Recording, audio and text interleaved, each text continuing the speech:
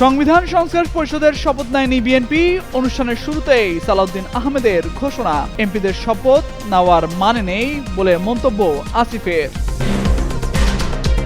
অবশেষে শপথ নিলেন জুলাই পরবর্তী বাংলাদেশের প্রথম সংসদ সদস্যরা। প্রথম ধাপে অনুষ্ঠানের শপথ নেন বিএনপির এমপিরা। সংসদ নেতা হচ্ছেন তারেক রহমান। রোজার মধ্যে সংরক্ষিত আসনের তফসিল ঘোষণার প্রস্তুতি নির্বাচন কমিশনের। বিএনপি থেকে সুযোগ পাবেন ৩৬ জন নারী, জামায়াত জোটে থাকছেন ১৩ জন। অন্তর্বর্তী সরকারের সবচেয়ে বড় অর্জন জুলাই সনদ, বিদায়ী ভাষণে প্রধান উপদেষ্টা। জুলাই সনদ বাস্তবায়নের প্রতি জোর। ভারত বাংলাদেশ সম্পর্কে নতুন মোড়, দ্বিপাক্ষিক সম্পর্ক আরো জোরদার করতে আগ্রহী দিল্লি। বিএনপির ব্যালেন্সিং পলিসি এখন দিল্লির জন্য বড় পরীক্ষা।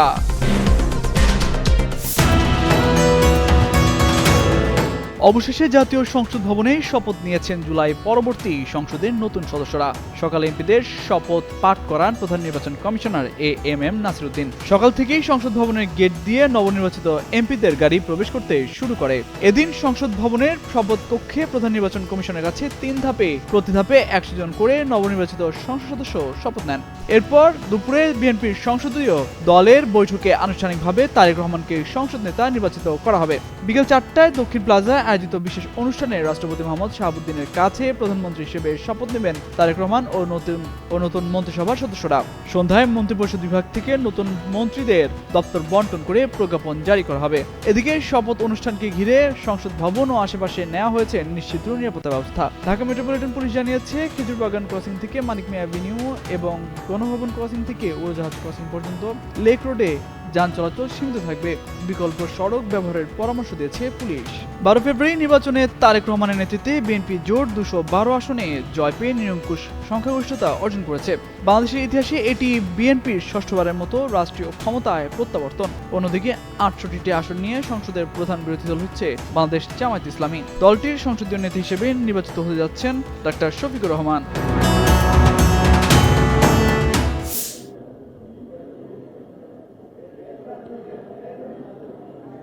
ত্রয়োদশ জাতীয় সংসদের নবনির্বাচিত মাননীয় সংসদ সদস্যগণের শপথ গ্রহণ অনুষ্ঠানে আপনাদের সবাইকে স্বাগত জানাচ্ছি। শপথ বাক্য পাঠ পরিচালনা করবেন মাননীয় প্রধান নির্বাচন কমিশনার জনাব এএমএম নাসিরউদ্দিন। তিনি শপথের পূর্বে যথাসময়ে শপথ কক্ষে উপস্থিত হবেন। শপথ অনুষ্ঠান শুরুর পূর্বে শপথ সম্পর্কিত কিছু বিষয়ের প্রতি নবনির্বাচিত মাননীয় সংসদ সদস্যবৃন্দের মনোযোগ আকর্ষণ করছি। শপথপত্রের ডট চিহ্নিত স্থানে নামের জায়গায় মাননীয় সংসদ সদস্যগণকে নিজ নিজ নাম উচ্চারণ করার জন্য অনুরোধ জানাচ্ছি।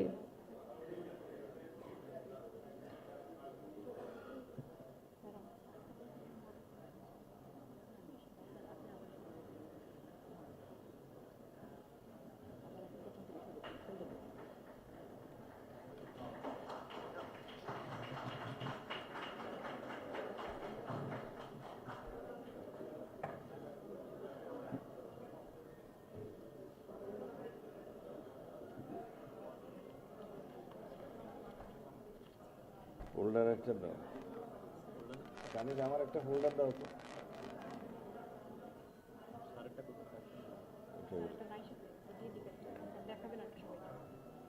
ওইটাই মনে হয় আমার ফেলে গেছে।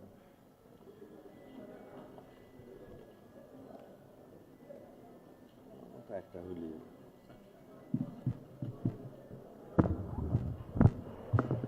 আসসালামু আলাইকুম রহমতুল্লাহ। আজকের এই ঐতিহাসিক দিনে আমরা মহান আল্লাহ রাব্বুল আলামিনের দরবারে শুকরিয়া আদায় করছি। দীর্ঘ ১৬-১৭ বছরের ফ্যাসিবাদ বিরোধী গণতান্ত্রিক সংগ্রামে অনেক রক্তদানের মধ্য দিয়ে, রক্তের সাগর পাড়ি দিয়ে আজকে আমরা এইখানে উপনীত হয়েছি। সবাইকে আমরা দলের পক্ষ থেকে আমাদের মাননীয় চেয়ারম্যানকে স্বাগত জানাই।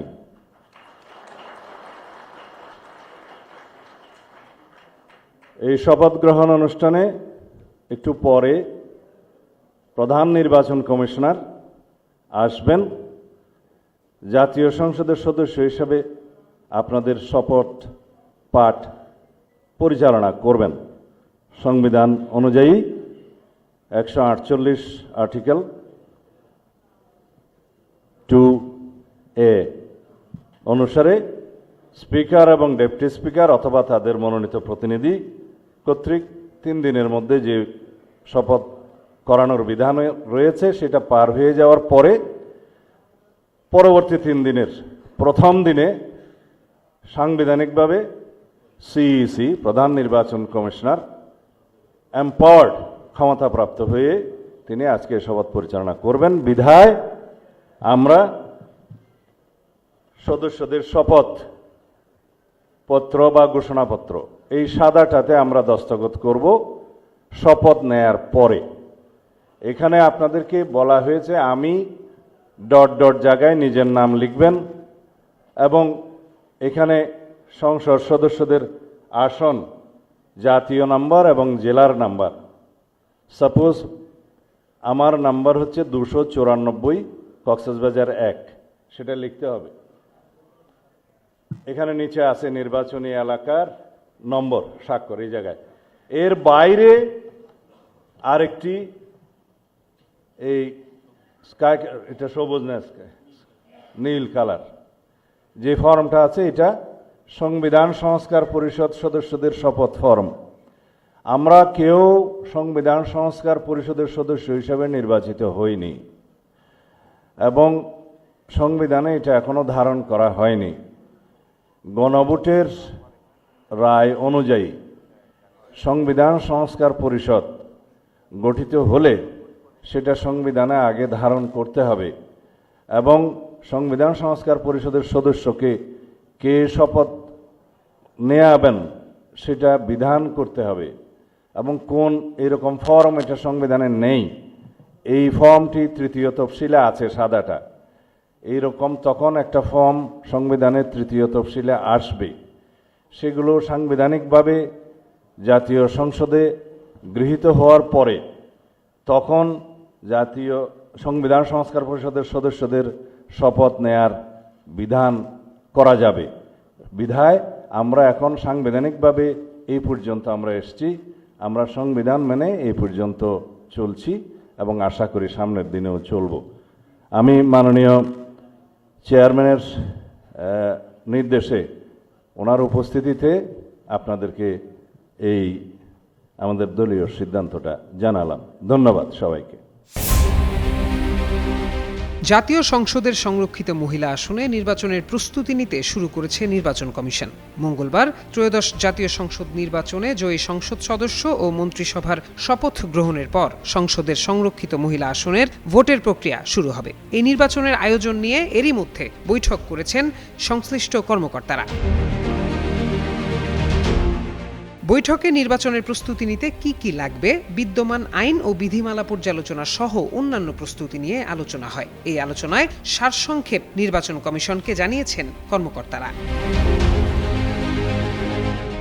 বৈঠকে অংশ নেওয়া একাধিক কর্মকর্তা গণমাধ্যমকে জানান, প্রচলিত নিয়ম অনুযায়ী নির্বাচন কমিশনের যুগ্ম সচিব পর্যায়ের কর্মকর্তাদের মধ্য থেকে এই নির্বাচনের রিটার্নিং কর্মকর্তা নিয়োগের আলোচনা চলছে। মন্ত্রিসভার শপথ গ্রহণের পর সংসদ সদস্যদের তালিকা ইসির কাছে পাঠানো হবে। ওই অনুযায়ী ভোটার তালিকা তৈরি করবে কমিশন। এছাড়া রাজনৈতিক দল ও স্বতন্ত্র সংসদ সদস্যরা কে কার সঙ্গে জোট করবেন সেই তথ্য পাওয়ার পর নির্বাচন কমিশন ওই অনুযায়ী প্রস্তুতি নেবে। এছাড়া বিদ্যমান আইন ও বিধিমালায় বড় ধরনের পরিবর্তন বা সংশোধনের প্রয়োজন হবে না। তবে আগে যে মনোনয়নপত্র হলফনামা ছিল এবার সেখানে কিছুটা পরিবর্তন আসবে বলে জানিয়েছে নির্বাচন কমিশন। ত্রয়োদশ জাতীয় সংসদ নির্বাচনের আদলে হবে হলফনামা। ওই হলফনামায় প্রার্থীদের দেশে ও বিদেশে থাকা সম্পদের হিসাব জমা দিতে হবে। নির্বাচন কমিশনের কর্মকর্তারা জানান, সাধারণত দল ও জোট অনুযায়ী সংরক্ষিত মহিলা আসন ভাগ করে দেওয়া হবে। আসনের বিপরীতে সমান সংখ্যক প্রার্থী থাকায় সাধারণত ভোটের প্রয়োজন হয় না। ত্রয়োদশ জাতীয় নির্বাচনের ফলাফলের ভিত্তিতে সংসদ সদস্য অনুপাতে বিএনপি ও মিত্র দলগুলো ৩৫ থেকে ৩৬ জন মহিলা সংসদ সদস্য নির্বাচিত করার সুযোগ পাবে, আর জামায়াতে ইসলামীর নেতৃত্বে ১১ দলীয় জোট থেকে ১৩ জন সংরক্ষিত মহিলা সংসদ সদস্য হিসেবে নির্বাচিত হতে পারবেন। এছাড়াও স্বতন্ত্র ৭ জন সংসদ সদস্যদের পক্ষে ১ জন মহিলা সংসদ সদস্য হবেন। আসন্ন রোজার মধ্যে এই নির্বাচনের তফসিল ঘোষণার পরিকল্পনা করছে ইসি। এই বিষয়ে জানতে চাইলে নির্বাচন কমিশনের সিনিয়র সচিব আখতার আহমেদ যুগান্তরকে জানান, জাতীয় সংসদের সাধারণ নির্বাচনের পর সংরক্ষিত মহিলা আসনের নির্বাচন আয়োজন করা ইসির সাংবিধানিক দায়িত্ব। সেটির প্রস্তুতি নেওয়া হচ্ছে। খুব শিগগিরই সংরক্ষিত মহিলা আসন ও সংসদের দুটি সাধারণ আসনের তফসিল ঘোষণার পরিকল্পনা নেওয়া হচ্ছে বলেও জানান তিনি। প্রত্যয় দাস, যুগান্তর নিউজ। এই প্রতিদ্বন্দ্বিতামূলক নির্বাচনে যারা জয়ী হয়েছেন তাদের আমি অভিনন্দন জানাচ্ছি, যারা পরাজিত হয়েছেন তাদেরকেও আমি অভিনন্দন জানাচ্ছি। প্রধান উপদেষ্টা ডক্টর মোহাম্মদ ইউনূস বিদায়ী ভাষণে বলেছেন, অন্তর্বর্তী সরকারের সবচেয়ে বড় অর্জন জুলাই সনদ, যার ভিত্তিতে গণভোটে বিপুল ভোটের মাধ্যমে তা বাস্তবায়নের সিদ্ধান্ত দিয়েছে জনগণ। জুলাই সনদ বাস্তবায়ন হলে ফেসিবাদ ফিরে আসার পথগুলো চিরতরে বন্ধ হয়ে যাবে। সোমবার রাতে জাতির উদ্দেশ্যে ভাষণে তিনি এসব কথা বলেন। প্রধান উপদেষ্টা আরও বলেন, প্রতিদ্বন্দ্বিতামূলক নির্বাচনে যারা জয়ী হয়েছেন তাদের আমি অভিনন্দন জানাচ্ছি, যারা পরাজিত হয়েছেন তাদেরকেও আমি অভিনন্দন জানাচ্ছি। হারজিতই হলো গণতন্ত্রের সৌন্দর্য। যারা জয়ী হয়েছেন তারা মোট ভোটের প্রায় অর্ধেক পেয়েছেন, যারা জয়ী হতে পারেনি তারাও মোট ভোটের অর্ধেক পেয়েছেন। যারা জয়ী হতে পারেনি তারা এই জেনে আশ্বস্ত হবেন যে প্রায় অর্ধেক ভোটার আপনাদের উপর আস্থা রেখেছে। ভাষণে এই নির্বাচন কেবল একটি ক্ষমতা হস্তান্তরের প্রক্রিয়া নয়, বরং এটি বাংলাদেশের গণতান্ত্রিক ব্যবস্থার নতুন অভিযাত্রার সূচনা বলে মন্তব্য করেন প্রধান উপদেষ্টা। বাংলাদেশের রাজনৈতিক পট পরিবর্তনের পর দক্ষিণ এশিয়ার ভূ রাজনীতিতে যুক্ত হল নতুন অধ্যায়। জাতীয় নির্বাচনে বিএনপির নিরঙ্কুশ জয়ের পর ভারতের প্রধানমন্ত্রী নরেন্দ্র মোদী তারেক রহমানকে অভিনন্দন জানান। এই সময় একটি গণতান্ত্রিক প্রগতিশীল বাংলাদেশের প্রতি ভারতের সমর্থন জানান মোদী। একই সঙ্গে তিনি দ্বিপাক্ষিক সম্পর্ক আরও জোরদার করতে ঘনিষ্ঠভাবে কাজ করার আগ্রহ প্রকাশ করেন। মোদীর উষ্ণ অভিনন্দন বার্তা দুই দেশের শীতল সম্পর্ক কিছুটা রিসেট হওয়ার ইঙ্গিত দিচ্ছে, যদিও দুই দেশের মধ্যে রয়েছে দীর্ঘদিনের অবিশ্বাসের দেয়াল ও অমীমাংসিত নানা ইস্যু। হাসিনার পতন ও ভারতে তার আশ্রয়ের পর দুই দেশের সম্পর্কে টানাপোড়েন বেড়েছে বহুগুণ। একই সঙ্গে সীমান্ত হত্যা, তিস্তার পানি বণ্টন, বাণিজ্য বাধা এবং উস্কানিমূলক মন্তব্যের মতো পুরনো ক্ষোভ যুক্ত হয়েছে। দিল্লির সামনে প্রশ্ন এখন সম্পর্ক রাখবে কিনা তা নয়, বরং সম্পর্ক কিভাবে রাখবে তার উপর। এদিকে দীর্ঘ ১.৫ দশক পর দেশের ক্ষমতার ভারসাম্যে পরিবর্তন আসা দিল্লির সামনে এখন বড় চ্যালেঞ্জ হয়ে দাঁড়িয়েছে। ২০০১ সালে বিএনপি জামায়াত জোট সরকারের সময় ভারতের নিরাপত্তা নিয়ে চরম উদ্বেগ তৈরি হয়েছিল। পরবর্তীতে ২০১৪ সালে খালেদা জিয়ার ভারত সফরের সময় প্রণব মুখার্জির সঙ্গে নির্ধারিত বৈঠক বাতিল হওয়াকে দিল্লি কূটনৈতিক অবজ্ঞা হিসেবে দেখেছিল। ফলে গত ১ দশকে দিল্লি এককভাবে শেখ হাসিনার সরকারের উপর কৌশলগত বিনিয়োগ করে। সময় বদলেছে, বদলাচ্ছে রাজনীতির নীতি। বিএনপি নেতৃত্ব দিল্লি নয়, পিন্ডি নয়, সবার আগে বাংলাদেশ বলে এক ধরনের ভারসাম্য নীতির ইঙ্গিত দিচ্ছে। একই সময় ঢাকা করাচি সরাসরি ফ্লাইট চালু এবং পাকিস্তানের সাথে বাণিজ্য ও সামরিক সহযোগিতার নতুন সম্ভাবনা দিল্লির জন্য সংবেদনশীল হয়ে দাঁড়িয়েছে। বিএনপির ব্যালেন্সিং পলিসি বা ভারসাম্য নীতি এখন দিল্লির জন্য বড় পরীক্ষা। দিল্লির institute for defence studies and অ্যানালাইসিসের স্মৃতি পট্টনায়ক ও জিন্দাল গ্লোবাল ইউনিভার্সিটির আন্তর্জাতিক বিষয়ক অধ্যাপক শ্রী রাধা দত্ত ও রাজনৈতিক বিশ্লেষকদের মতে সম্পর্ক পুনর্গঠনের পথে কিছু বিষয় গুরুত্বপূর্ণ। দুই দেশেরই স্বার্থে নিরাপত্তা সহযোগিতা অব্যাহত রাখা, জনমনে বিরূপতা না বাড়াতে রাজনৈতিক বাকযুদ্ধ ও উস্কানিমূলক মন্তব্য কমানো, এছাড়াও হাসিনার প্রত্যাপর্ণ প্রশ্নে বাস্তববাদী ও নীরব কূটনীতি অনুসরণ।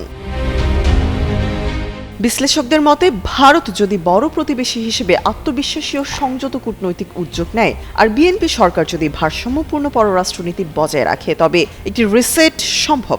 না হলে সম্পর্ক হয়তো পুরোপুরি ভাঙবে না, কিন্তু নিয়ন্ত্রিত প্রতিদ্বন্দ্বিতার পর্যায়ে আটকে থাকবে। শেষ পর্যন্ত ভৌগোলিক বাস্তবতা ও অর্থনৈতিক স্বার্থই দুই দেশকে আবার টেবিলে বসতে বাধ্য করবে। তবে প্রশ্ন শুধু কে আগে এগিয়ে আসবে এবং কতটা আন্তরিকভাবে। তামান্না তাবাসসুম, যুগান্তর নিউজ।